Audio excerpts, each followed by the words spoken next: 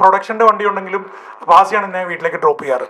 അപ്പോ വണ്ടി ഭാസിയുടെ ബെൻസ് വാങ്ങിയിട്ട് ഞങ്ങൾ ഒരുമിച്ച് ട്രാവൽ ചെയ്യുന്നത്. അപ്പോൾ ഓരോരുത്തർക്കും ഇതാണ് ഒരു കലാകാരനെ സംബന്ധിച്ചുള്ള ഏറ്റവും വലിയ സന്തോഷം, ഏറ്റവും വലിയ അവാർഡും അതാണെന്ന് ഞാൻ വിചാരിക്കുന്നു. ബിക്കോസ് സിനിമ ആ 2 മണിക്കൂറേ ഉള്ളൂ, മറിച്ച് അതിനപ്പുറത്തേക്കും അതിനിപ്പുറത്തേക്കുമുള്ള നമ്മളുടെ ജീവിതമുണ്ട്, ഞങ്ങളുടെ കാത്തിരിപ്പുണ്ട്, അല്ലെങ്കിൽ ഞങ്ങളുടെ ആ എക്സൈറ്റ്മെന്റ് ഉണ്ട്. അതൊക്കെ അനുഭവിക്കാൻ പറ്റുക എന്ന് പറയുന്നത് വലിയ ഭാഗ്യമാണ്. ഒരു ആർട്ടിസ്റ്റിനെ കുറിച്ച് നമുക്ക് 100 അഭിപ്രായങ്ങളുണ്ടാവും, പക്ഷെ അവരെപ്പോഴും അറിയപ്പെടുക, ഒരു ബാങ്ക് മാനേജറെ 2 കോടി രൂപയുടെ ലോൺ എഴുതി തള്ളിയതിനെ കുറിച്ച് അറിയുന്ന പോലെയല്ല ഒരു ആർട്ടിസ്റ്റിന്റെ ഒരു സ്ട്രോക്ക്. നമുക്കറിയാം, മഹാത്മാഗാന്ധിയുടെ കണ്ണടയും ഒരു വരയും വെച്ചിട്ട് നമുക്ക് മഹാത്മാഗാന്ധി എന്ന നമ്മുടെ രാഷ്ട്രപിതാവിനെ ലോകത്തിന് മുഴുവൻ അറിയിച്ച ഒരു കലാകാരനാണ്. അത് മഹാത്മാഗാന്ധി വരച്ചതല്ല.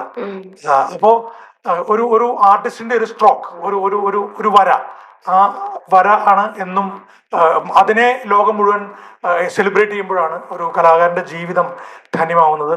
ആ നിലയ്ക്ക് ഇതുവരെയുള്ള ഭാസിയുടെ കോൺട്രിബ്യൂഷൻസിൽ ഞാൻ ഒരു ജ്യേഷ്ഠ സഹോദരൻ എന്ന നിലയ്ക്ക് ഞാൻ വളരെയധികം ഹാപ്പി ആണ്, വളരെ എക്സൈറ്റഡ് ആണ്.